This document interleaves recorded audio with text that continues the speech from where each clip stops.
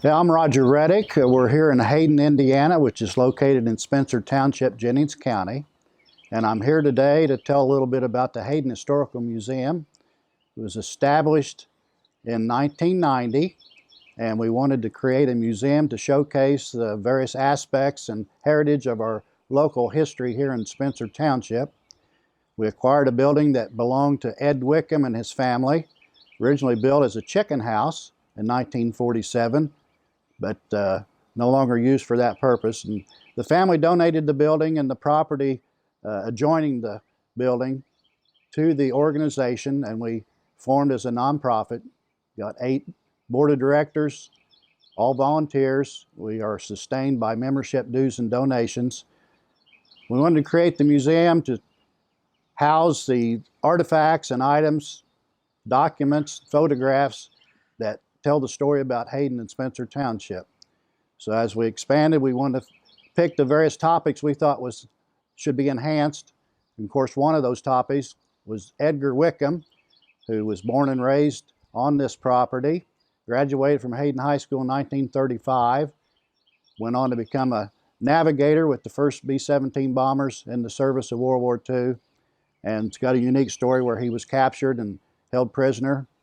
And then when he returned home after the war, got involved with his law practice and then later politics, became governor of Indiana, maintained his connection with the community. We've got a nice display about his lifetime and achievements as one of the exhibits in the museum.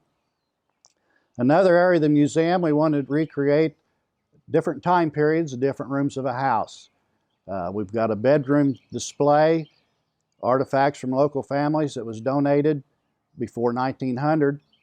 The kitchen display was before electricity, about 1939.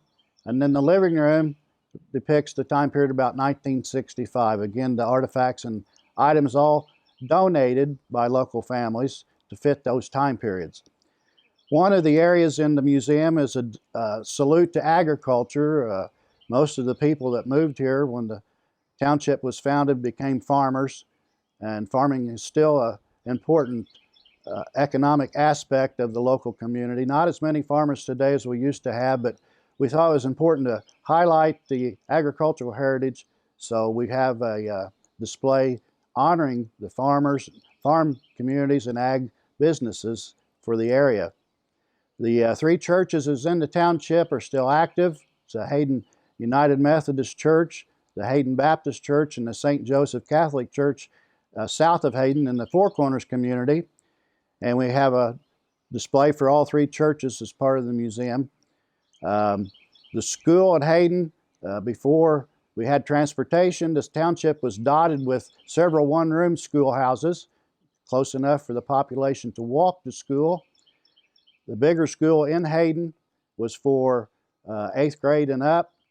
And then once buses became available, they built at the big school here in Hayden. Grades 1 through 12 attended there, and they used buses to transport all the students in Spencer Township to the big school at Hayden.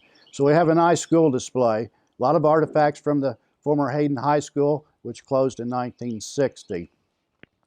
If it hadn't been for the railroad tracks coming through this area from St. Louis to Cincinnati, the Ohio-Mississippi Railroad Company building those tracks, the town was founded because of this. They built a train station almost in the middle of Spencer Township on the Joseph Ewan farm. So in 1854, the town was named Hardenburg in honor of the civil engineer that was in charge of this district of the track.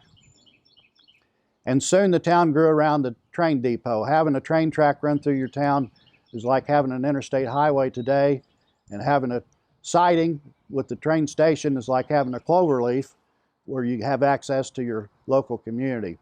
We have a deep heritage with the military. The township named for Amasa Spencer, Spencer Township. He was a Revolutionary War soldier, and when the county was first established and formed, the residents in this area thought it would be nice to name it Spencer in his honor. And since that time, we've had many men and boys that enlisted in the other various aspects of the military. We had over 200 men and boys in the Civil War. We have a nice military display of the Civil War and then other military decades to follow. We have various photographs on display. We've had individuals that lived here and moved away, and they have photography as their hobby, and they returned and took several photographs, and we have several of those enlarged, and they are on display. A couple other features with the museum. We have a research library as part of the museum. We've got a lot of artifacts and documents, not just for the local history, but topics that relate to the history here. The genealogy section for families that either currently live here or used to live here is a popular place to do research. And then we also included a meeting room in our facility. This is used by our organization, but other organizations can use the meeting room as well. A few years after the museum got established, we had an opportunity to acquire the old gas station that was built over on Highway 50 by Ed Wickham's grandfather, John Dowd, 1926. The gas station had been added onto over the years, but around the year 1999, NDOT contacted the owner of the property and said that they was going to put in turning lanes at that site, and either the buildings would have to be moved back or torn down. And the owner came to us and asked if the Hayden Museum would like the original gas station, and we thought it over and thought that'd be a neat thing to do, is to save it. And we had it moved over to our property, and using a 1947 photograph, took the building back to that time period and tried to match everything up inside and out to recreate that gas station from 1947, and we call the gas station our biggest exhibit. In 2014, the Friends of Ed Wickham Committee created a fund drive. They wanted to build a monument in honor of Ed Wickham, telling his lifetime accomplishments, and this monument was dedicated with Ed Wickham present in 2014, and it sits in Wickham's yard just west of the house. And our current project that we are now working on, we were deeded over the rest of Wickham's property, including the house he was born and raised in, and that's the project we're working on now. Again, we're taking buildings backwards, and we want to recreate the house as it looked for December 20th, 1943, when he came home for the first time after being missing in action in World War II for 2 years. So that's our current project, and it will be a walk-through museum once we have it accomplished. One of the unique things, we talked about the Grade School History Club. We wanted to make them feel like they're responsible with the museum. We've got 8 board of directors that created a list of candidates that we feel should be recognized in the Haydn Hall of Fame. But it's the children that do the biographies for each of these people, and every year at one of their meetings they will read over the biographies, and they're the ones that elect one living and one deceased candidate into the Hall of Fame each year, and we have their picture in the frame, the winners, in the hallway at the museum, so the children feel like they're taking a big part in doing something with the museum. And when we started the museum in the Little Hoosiers 28 years ago, one of the byproducts of having the Little Hoosiers was to have seeds for the future, and with the 8 board of directors we have now, 3 of them are former Little Hoosier members. Now I also want to mention that the property that the museum sits on is part of the original 40-acre farm that the town was founded on, Joseph and Sarah Ewens, and the backyard behind the museum, it's a small family cemetery that the Ewan family first started using when some of their members would pass away. Back before we had organized cemeteries, a lot of the early settlers, members of the family would die, and they would create a burial spot on their homestead. So we've got that restored with a nice fence built around it. Yeah, the Saturday of Labor Day weekend every year is Hayden's biggest day of the year. We have a day-long event. We have 3 different themes, history themes. We call it Living History Day.